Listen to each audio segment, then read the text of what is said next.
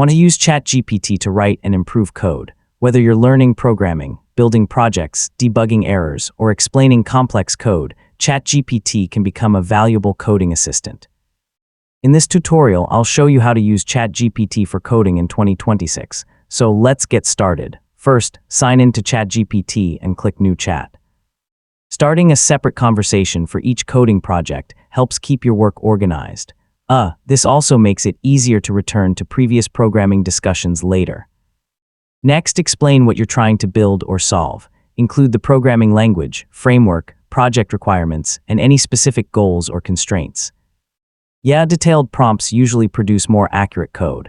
Ask ChatGPT to generate code, explain existing code, review your implementation, or suggest improvements. You can also paste code snippets and request detailed explanations. Understanding the code is just as important as generating it. If your program isn't working, paste the error message or the relevant code and ask ChatGPT to help identify the problem. You can also request performance improvements, cleaner formatting, or alternative solutions. Take a moment to test every suggestion before adding it to your project. If your account supports file uploads, upload source files or project documents to provide additional context. This can help ChatGPT give more relevant suggestions for larger projects.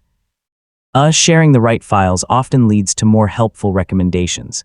Before using generated code in a real project, test it carefully and review it for correctness, security, and performance. Make any necessary changes to fit your application's requirements. So, you've successfully learned how to use ChatGPT for coding, and that's how to use ChatGPT for coding.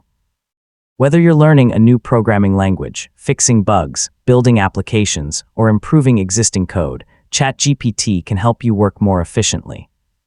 The more clearly you describe your project and review the generated code, the more useful your coding experience will be. Thanks for watching, and I'll see you in the next tutorial.